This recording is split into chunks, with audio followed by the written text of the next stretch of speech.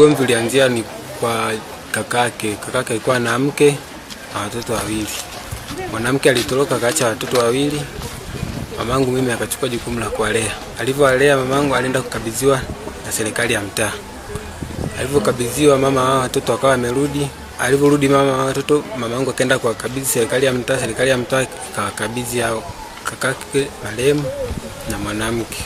Mwanamke alivyokabidhiwa watoto akaondoka nao asubuhi. Ndio imekaa imepita miezi kama miwili, ndio akawa amerudi jana.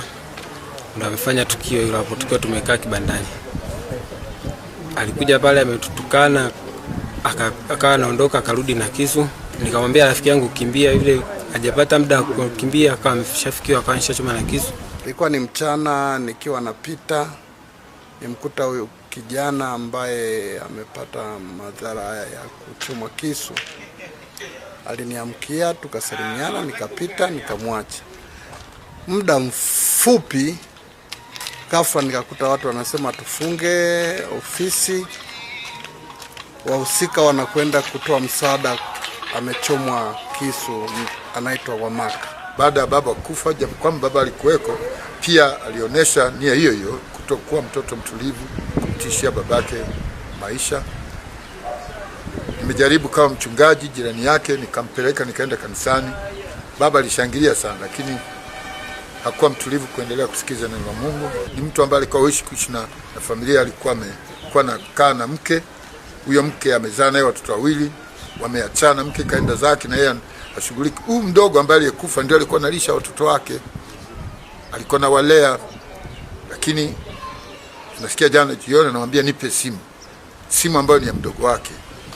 Anasema sasa kaka, nitakupeje simu yangu? Anasema nitakuua. Na ni kweli amedhamiria, amemuua. Ni jambo linalotusikitisha sana. Linatusikitisha kwa sababu ni watoto wetu.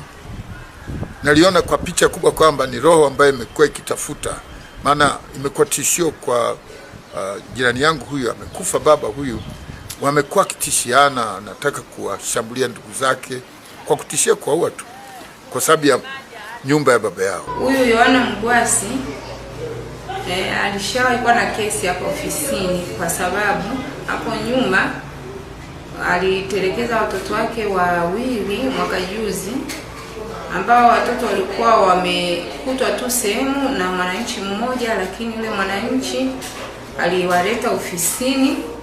Baada ya kufuatilia ikaonekana huyu Yohana Mgwasi pamoja na mke wake hawapo. Basi yule mwananchi akaamua kuishi nao wale watoto kwa kufuata taratibu na afisa ustawi wa jamii wa kata, akakabidhiwa na akaendelea kuwatunza.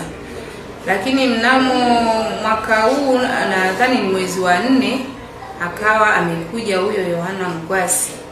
Yule aliyekuwa anatunza watoto akaja kutoa taarifa kwamba amekuja lakini anataka kuwaiba watoto. Basi tulipomwita ofisini, alikiri kweli kwamba walikuwa na ugomvi na mke wake.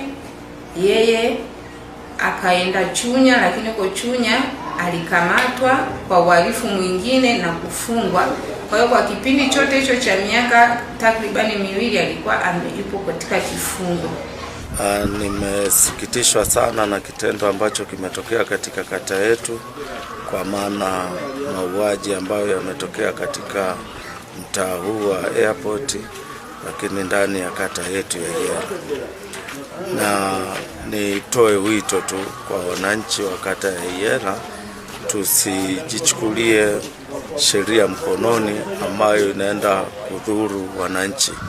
Lakini pia pamoja na hayo, ni wasihi tu wananchi wote kwamba wanapoona kuna viashiria viovu, tunaomba washirikishe serikali kabla madhara hayajatokea kama tunavyoona leo.